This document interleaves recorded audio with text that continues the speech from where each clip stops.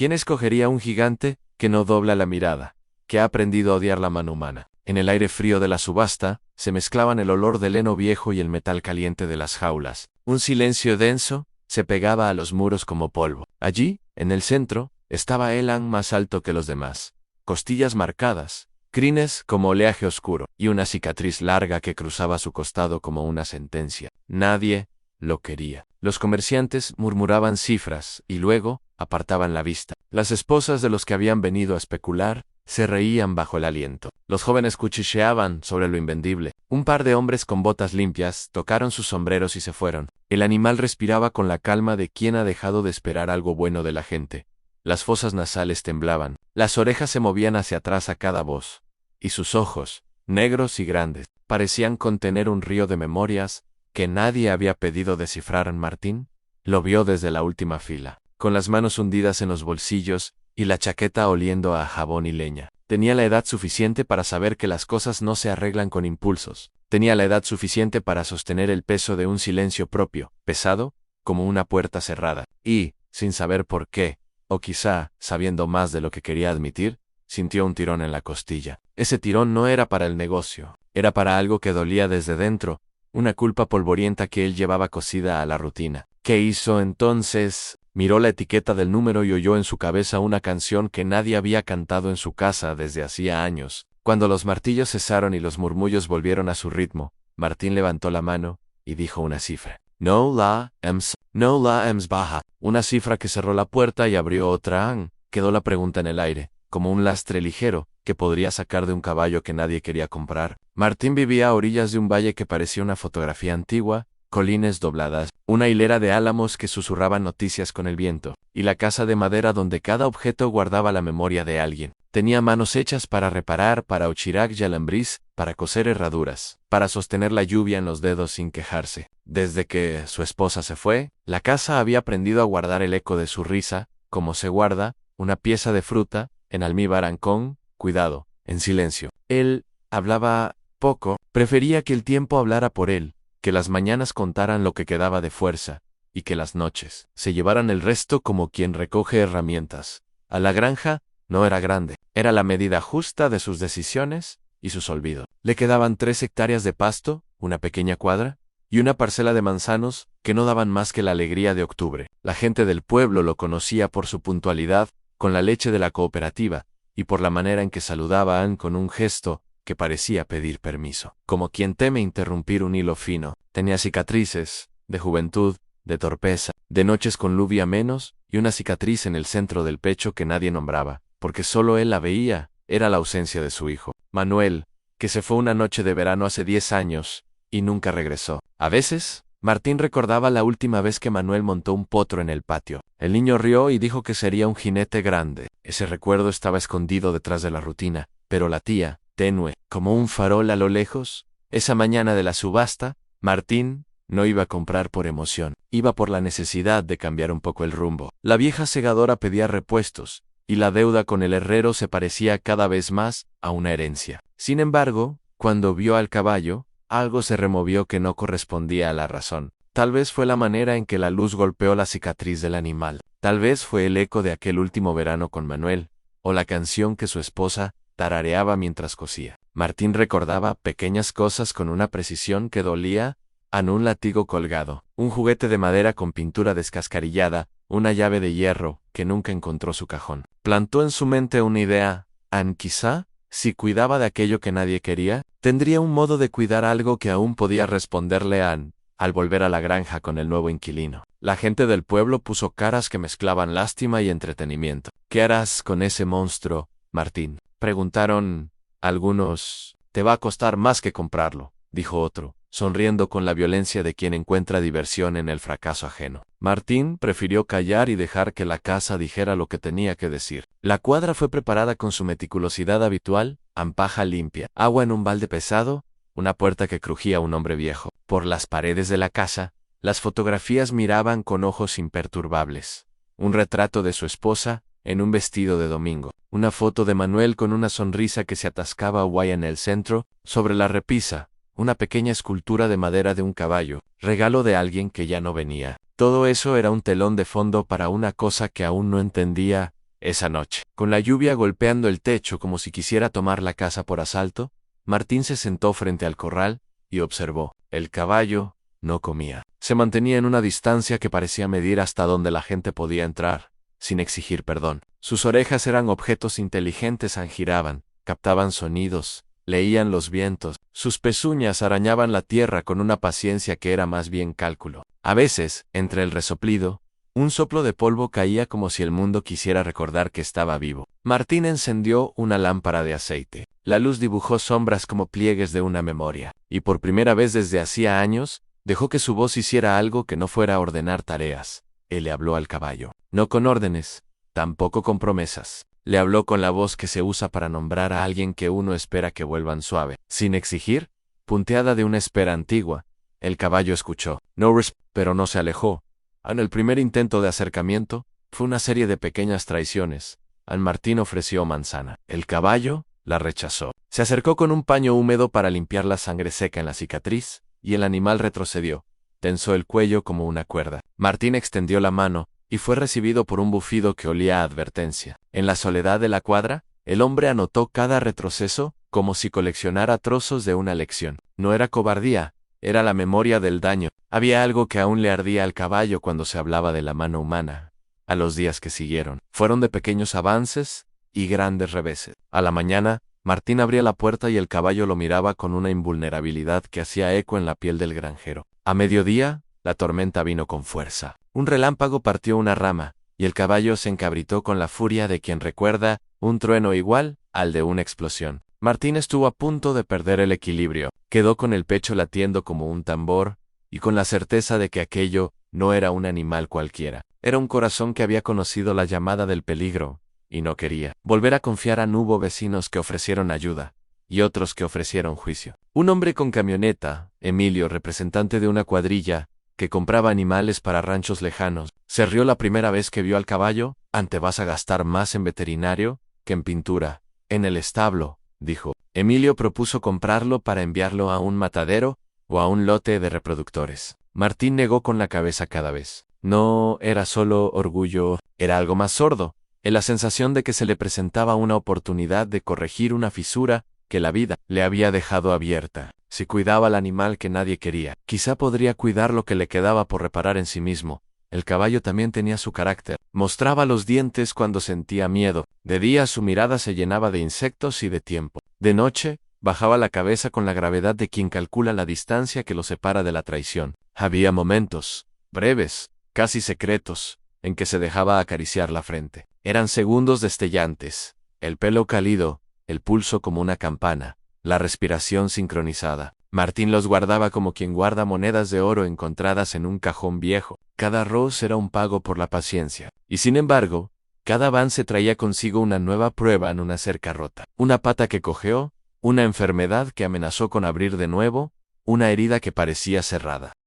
A los 400 metros de la cuadra, la carretera tenía un rumor de coches y de voces que traían noticias del pueblo. Un día, mientras arreglaba una viga, Martín escuchó la voz de una mujer que venía de la esquina, como un cuchillo que corta la rutina. Era Dona Rosa, la que había observado a su familia durante décadas desde la ventana del horno. «Ese caballo, dicen que perteneció a los Herrera», murmuró, y sus ojos se posaron en la mancha blanca del costado del animal. Martín la dejó hablar sin interrumpir. «Los Herrera tenían una marca así en la costilla, una media luna», añadió, y por primera vez una palabra pareció tocar una placa de madera dentro de Martín en Herrera. El nombre lo dejó con la respiración suspendida. No porque conociera a los Herrera, su familia se había dispersado como hojas de otoño, sino porque, en su infancia, la hacienda de los Herrera fue un lugar donde todo el valle se juntaban cabalgatas, ferias. Una noche en que su propio padre vendió una yegua a un hombre, que luego fue visto en otra región con un potro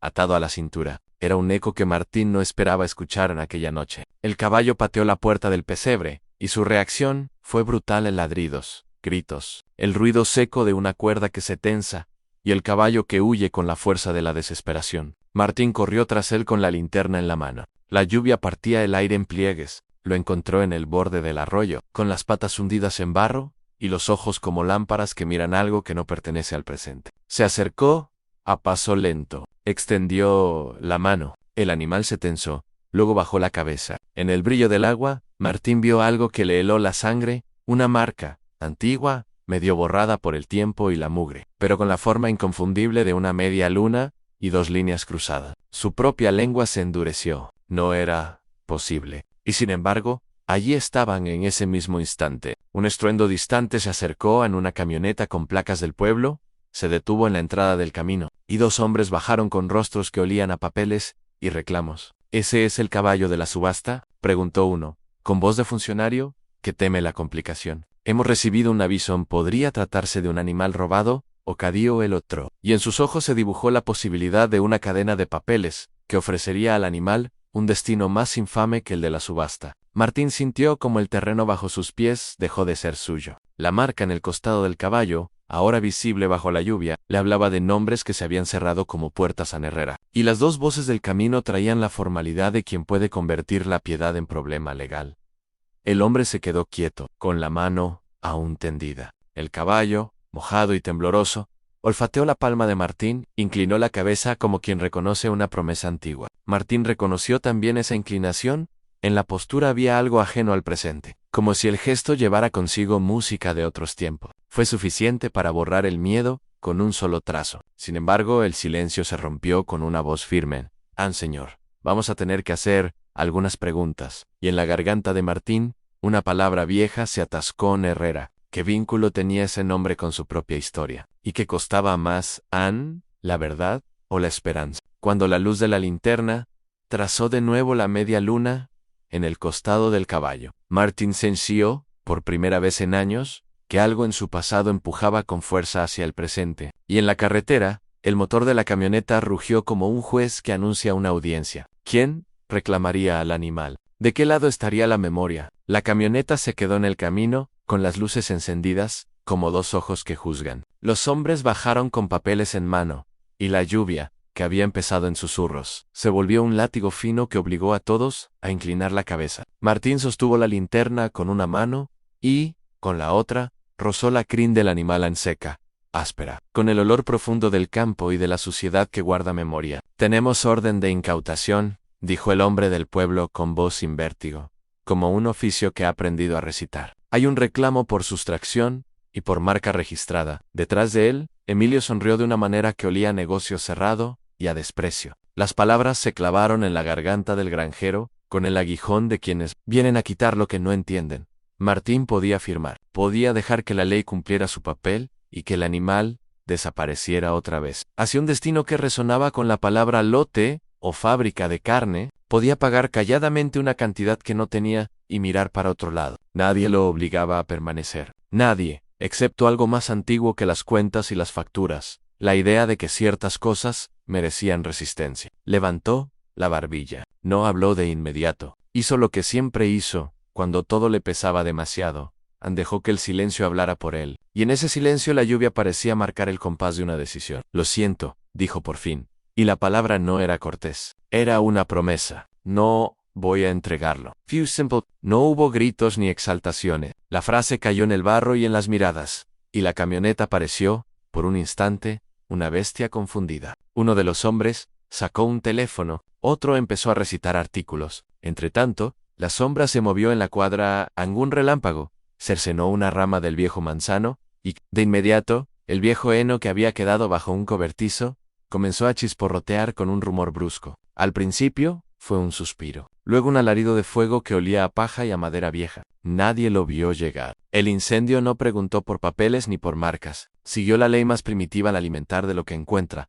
A la primera reacción fue confusión. La segunda, instinto. Martín no pensó en la ley, ni en la posibilidad de perderlo todo. Pensó en el caballo, en la cicatriz larga como un mapa, en los ojos que ya no pedían nada. Corrió, con la torpeza de quien vuelve al cuerpo, después de mucho tiempo, con la linterna que apenas podía controlar. El fuego lamió la puerta del cobertizo y gritó cielo adentro. El humo subió como una sentencia. El hombre que llevaba los papeles quedó inmóvil, paralizado por algo que no podía medir. Emilio buscó la ambulancia con la mirada. Como buscando en el horizonte a quien dictara solución en Martín, abrió la puerta del cobertizo a empujones. El calor fue una muralla. La paja explotaba en chispas que se pegaban a la chaqueta. Adentro, el aire era un horno. Escuchó el golpe de un casco contra la madera, el ruido metálico de un candado que cedía. El caballo estaba allí, empujando, chocando, con el lomo marcado por el fuego que ya le lamía las costillas. Sus ojos eran dos carbones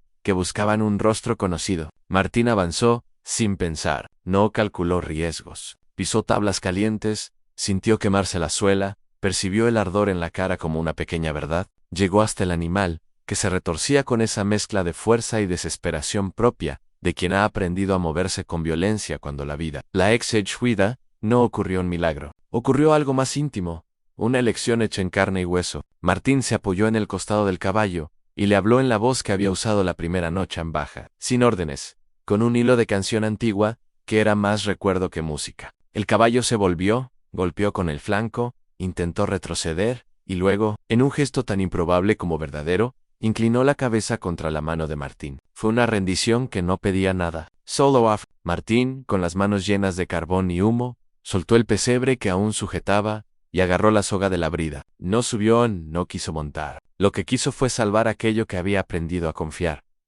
Salieron tambaleando, envueltos en humo. Afuera, el mundo era una escena de luces en los faros de la camioneta. Las linternas, las caras de vecinos que llegaban con picos y cubos, la lluvia pegando en la tierra como una mano que quiere apagar lo que se enciende. Cuando la puerta se abrió del todo, el caballo exhaló como si saliera de un sueño largo y malvado. Martín quedó con el pelo chamuscado, un corte en la frente, el trabajo de la noche impreso en la piel. Se quedó de pie, apoyado en el animal, y por un segundo no fue posible discernir si el temblor que sintió en el pecho era por el humo, por el alivio, o por algo que tenía que ver con la memoria de su hijo.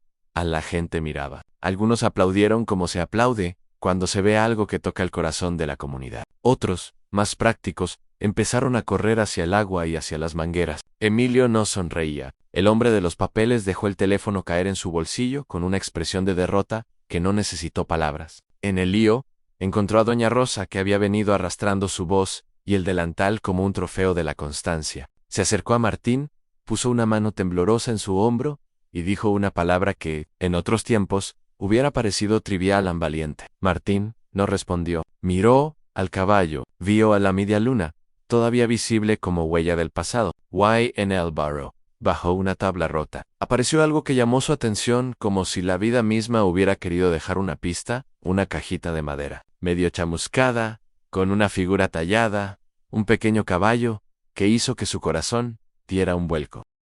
La cajita contenía más que madera. Dentro había una carta con la letra de un muchacho. Era una letra conocida. Martín sintió el aire salirse de sus pulmones. La firma no era otra cosa, Manuel. No fue un regreso en persona, fue un retorno escrito, con la tinta corrida por la humedad de años, y por alguna charla que el tiempo no borró del todo. La joya decía, con una claridad terrible y simple, que Manuel se había ido, para no ser una carga, que había trabajado en lugares donde los caballos aprendían el peso del miedo, que había intentado salvar a uno, y al no poder, había decidido marcharse para no ver cómo su padre lo veía fracasar. Terminaba con una petición que, si alguna vez el destino lo llevaba a un lugar donde pudiera devolver algo, lo haría. Una promesa rota, y al mismo tiempo un abrazo tardío. El mundo se desplomó y se recompuso en un instante. La carta fue la resonancia de un tiempo que Martín había sostenido como una piedra en el bolsillo. Una pena que dolía pero que se había vuelto necesaria. No había venganza. No había justicia perfecta. Había una verdad que permitía pensar otra cosa, aunque el abandono de Manuel no fue rechazo, sino protección, y que la llegada del caballo, con su marca, con su cicatriz, era una señal de que aquello que uno pierde puede regresar cambiado, pero todavía con partes de lo que fue en la lluvia y entre las brasas. Martín sostuvo la carta, con manos que no entendían si quien la escribió había sido cobarde o gen, y en algún lado en la penumbra, alguien tosió con el sabor de quienes vuelven. A la noticia del incendio, corrió por el valle la mañana siguiente como un animal con hambre. Llegó a las cocinas, a las mesas de bar, a la cooperativa. Se habló de heroísmo, de locura, y de un caballo que nadie quería, y de un hombre que decidió no entregar lo que su corazón había elegido. La fiscalía abrió un expediente, no por el incendio, la lluvia y la torpeza humana habían hecho lo suyo, sino por la historia del animal y la posible vinculación con los Herrera. Las palabras sustracción y marca registrada volvieron a rondar, pero esta vez con un tono diferente. Los vecinos que antes murmuraban se acercaron para testificar. para decir que habían visto al caballo encadenado mal, que habían oído gritos provenientes de una finca con la media luna, que ahora significaba algo más que un nombre, Andoña. Rosa fue una pieza clave. Se presentó, temblorosa pero firme, y contó lo que supo en que la familia Herrera había tenido fama de dureza, que sus prácticas de doma habían dejado caballos rotos, que uno de sus trabajadores, un joven que se atrevió a llevarse un potro para salvarlo, había desaparecido una noche, y que muchos buenos vecinos pensaron que había huido por miedo. Sus palabras sacudieron los rincones del valle. La fiscal, que leyó la carta con una atención que rozaba lo humano, decidió que era necesario investigar más. Emilio, por su parte, retrocedió en su postura de cazador de animales. Sus cuentas no fueron suficientes para contener la fuerza del rumor y la empatía. Alguna gente empezó a donar para reparar la cuadra. Otros llevaron manzanas y mantas. La historia adquirió la textura de algo que el pueblo reconocía como propio, no, una segunda oportunidad en casa. Martín limpió la carta con cuidado, como quien trata una reliquia. La letra de Manuel tenía la torpeza de una juventud sólida, pero en cada línea había un intento de explicación. No pedía perdón, no lo necesitaba, pedía comprensión. Le contaba a Martín que había entendido la fragilidad de los caballos, que había querido protegerlos y que, al no poder hacerlo, se había ido para aprender a hacerlo mejor en otra parte. No pedía regresar, solo pedía que Martín entendiera que su ausencia no fue abandono, sino una forma de sostener el dolor lejos para que el padre no lo tuviera que cargar.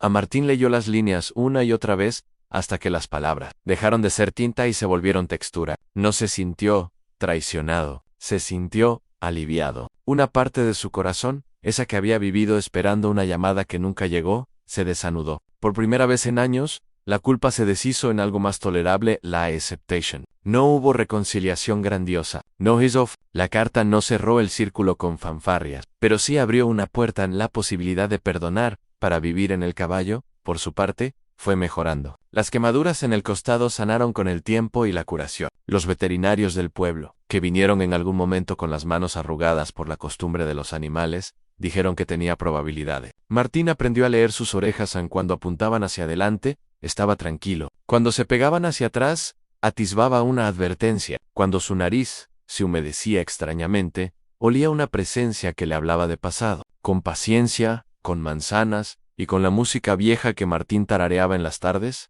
la bestia salvaje dejó de serlo. No en su totalidad, no desapareció su cautela, pero sí en lo esencial, a una confianza mínima, se instaló. Como una pequeña lámpara en una habitación grande, las preguntas legales se resolvieron, con una mezcla de prueba documental y testimonio social. La marca de la media luna fue relacionada con denuncias antiguas sobre la finca de los Herrera. No fue suficiente para clausurar sin más, pero sí lo bastante seria como para que la fiscalía pidiera más investigación y la familia Herrera quedara expuesta a inspecciones. Emilio y sus argumentos de negocio quedaron desacreditados frente a la movilización de la comunidad. Perdió contratos, y su sonrisa se convirtió en resignación en la casa. La repisa con la figura del caballo empezó a tener otra presencia. Martín la miraba cuando tomaba su porción de té por la tarde. No la tocó con urgencia. La presencia del objeto era ahora un puente sutil entre lo que había sido y lo que quedaba por reconstruir. En algún punto, una carta más llegó a su buzón,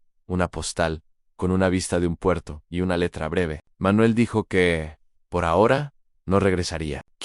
Que le dolía pensar en su padre, pero que deseaba que vivieran con algo menos de sombra. Fue un bálsamo contradictorio en alivio, mezclado con una nostalgia que no se cura de inmediato. Martín guardó la postal junto a la carta original, y por la mañana siguiente, fue al establo con las manos menos temblorosas.